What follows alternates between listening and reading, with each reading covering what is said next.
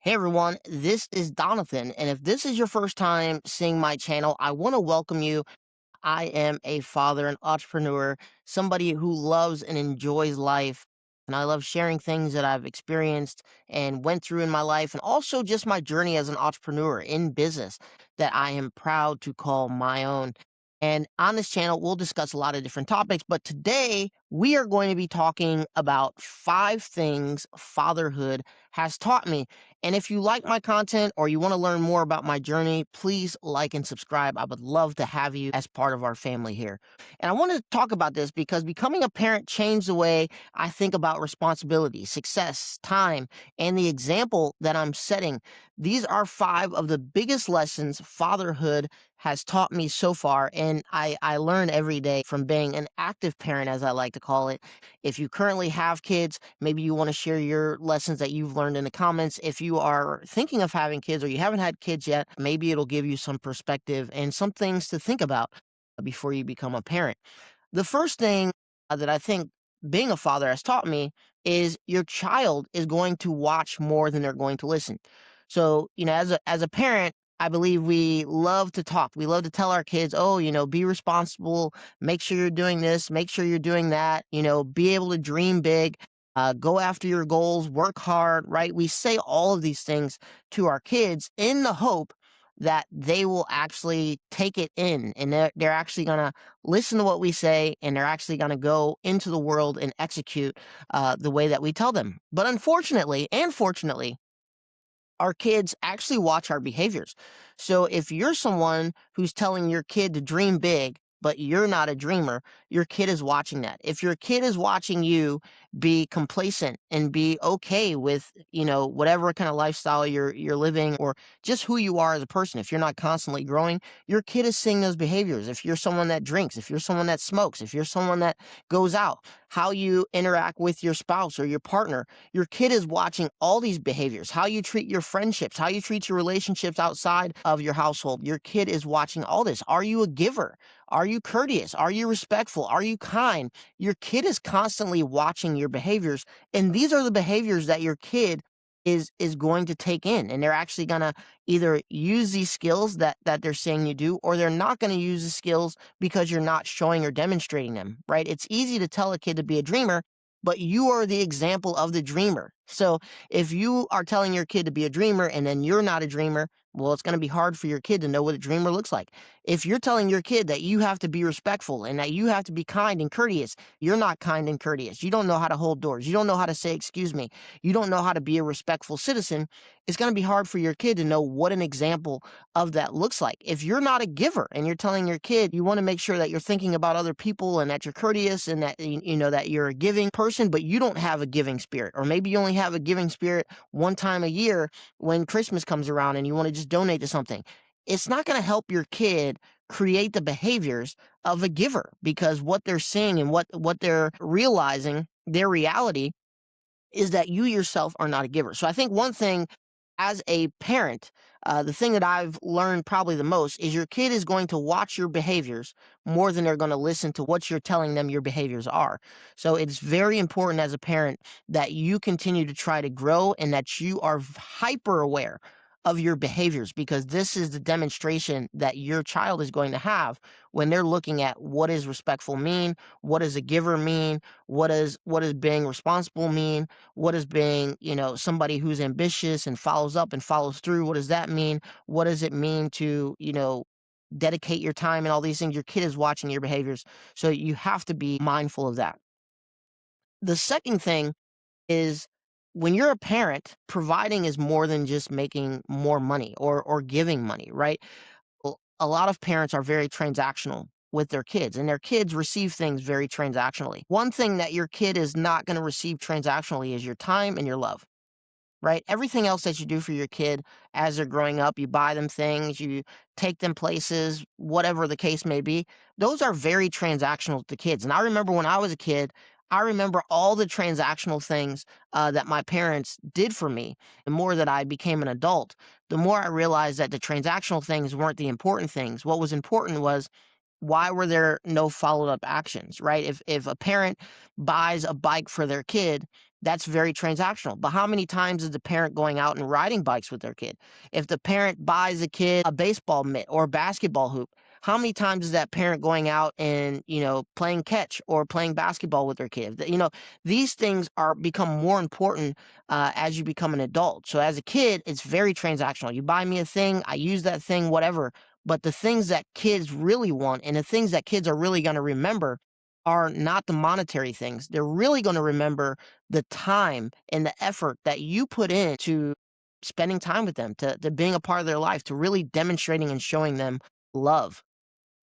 The third lesson that I've learned from being a father is you are not going to be able to shield or protect your kid from everything. As a parent, especially when you have a newborn and this is your first kid, you are trying to isolate them from the world, right? You want to shelter them. You want to make sure that they don't see any of the bad. You want to make sure that they're only in a good environment. You want to prevent them from hearing swearing, and you want to prevent them from seeing all the negativity that comes on the news and just is just demonstrated in the world. And in the day and age that we live in, especially, it is very hard to shield your kid from that. And I think this actually opens up doors of opportunity, right? We don't need to be more restrictive. We actually need to look at these things as opportunities. And I'm not saying that you force these things to happen or for your kid to be surrounded by these things. What I'm saying is let these things be ways for you and your kid to have natural conversations about what's happening, right? So if you're someone who's, let's say, shielding your kid from alcohol, or you're shielding your kids from drugs, or you're shielding your kid from crime and things like that, when these things naturally are going to arise, because they will, right? Especially if you're sending your kid to a traditional school, you're bringing in outside people into your house, you're going in different environments, even going out to eat, these environments and these things are naturally going to occur.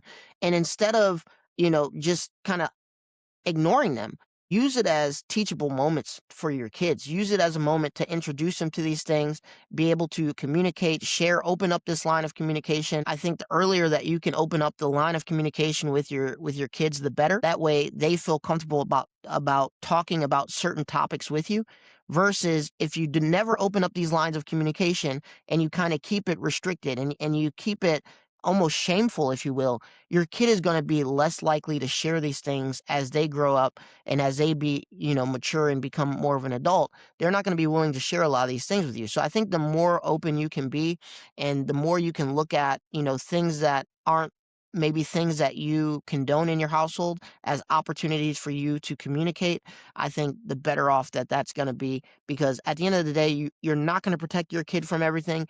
And especially you have to realize you are not raising a kid that's going to be in a bubble and sitting in your house all day. You're raising a kid who eventually will be an adult. And I think one of the best ways to be a parent in these situations is have an open line of communication. The next thing that I've learned from being a parent is, it changes your perspective on your childhood.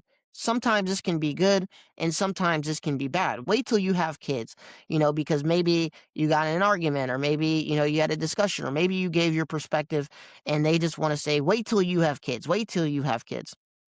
And the thing that I realized when I became a father is it's kind of free reign. Meaning, as a father, as a parent, I have the ability to spend as much time as I want with my kid. I have the ability to chase the dreams that I want to chase. I have the ability to show and demonstrate love as often as I would like. I have the ability to show them what's available to them in the world. I have the ability to support them in different opportunities or different things that they're interested in. And so when I became a parent, I quickly realized that a lot of parents are very selfish. They choose themselves most times over their kid. And it's not something that I'm saying is a bad thing. I'm not saying that it's right or wrong. What I'm saying is that when you are a parent, you have free choice, right? You have free choice on how you want to raise your kid. You have free choice on how often you want to spend time with your kid. You have free choice on how much you want to support your kid. What I'm trying to say is you have free reign. It gives you perspective on how much time did your parents invest in you, how much you were exposed to. When you're growing up, you don't have control over those things. Your parents are making these decisions. And so when I became a parent, I realized that I had this control. My parents had this control. I wanna be there to show my support for him. I wanna show him every day and show up for him every day with love. It's just my choice as a parent because I recognize these are things that my parents also had a choice with. I'm just deciding to make a different choice than they did. And the last thing is time moves faster than you expect, right? The thing that most parents who have already been parents or maybe, now their children are adults, they're going to tell you is time goes super fast. And it sounds weird, but it's so true. We've been fortunate enough to do that. And even with spending every day seeing all these moments from the first time he spoke to the first time that he walked to every moment that you can imagine, it still has gone by so fast. And if you think about traditional parenting, probably 75 to 80% of the time that is a kid's childhood is actually not spent with their parent. It's actually spent with, babysitters, school, friends, outside influences, right? So 80% of what parents essentially want to take credit for is really not them. It's really their environment, school, outside influences, friends, and then the parents usually are about 20% of the actual time spent with that kid. So I've been fortunate enough to have the equation kind of flipped upside down where 80% has been with us so far. And then 20% has been maybe with outside, and it may not even be 20%. But, obviously that's going to change over time. And I'm excited for that to change and for him to live his own life and for him to go out and explore and learn and everything like that. But time goes by so fast. So I can only imagine how fast time goes by if are in a situation where 80% of the time you don't even see your kid. Like time probably goes by even faster in that situation than when you're present and you're actively able to spend time with your kid. It is unimaginable how fast time has gone by, and I think that's leads me to kind of wrapping this up is you make your own decisions in parenthood and what you want to do and how you want to raise your kid. But just make sure that the choices that you're making that you realize the significance of them, right? Your habits, your behaviors, what you're demonstrating in front of your kids, the role model that you want to be for your kids, the outside influences that your kid is going to be exposed to, the opportunity and the ability for your kid to dream, making sure that you're exposing them to what's possible in this life. I never want my kid to believe that he has to shrink into a box. Or believe that all there is that box, right? I want him to be so open minded and so have the ability to dream and be opportunistic. I still want him to know that that's available and that's possible. And so I think demonstrating, putting your kid in different environments, showing them the good and bad, not just putting them in positive environments, also putting them in some environments that maybe are not good and just letting them have kind of the array of what is available in life and what different lifestyles look like. All these things, if you want your kid to have them, you also have to exhibit those and be willing to communicate these things with your kid as well. So I have loved this conversation. This is probably one of my favorite conversations because every day I'm learning. And a year from now, I'm probably going to learn a bunch of new lessons. So I'll come back and redo this. Maybe I'll do this once a year because you're always constantly learning as a father. But if you have learned anything while you have been a parent, I would love to hear it. I would love any feedback that you have. If you are going to be a parent or thinking about being a parent and you have questions or things that you want me to discuss that I didn't discuss on here, I'll probably be doing more videos, obviously, about parenting. Let me know in the comments. Make sure you like and subscribe. I'd love to have you as part of my community here, and I would love for us to grow together and learn together. And thank you for watching this video. Hopefully, it has given you some insight in what it's like to be a father, what it's like to be a parent. And for those of you that have been parents and your kids are grown and stuff like that, I'm always open to feedback on things that you've learned from being a parent, or maybe things that you would have done different as a parent as well.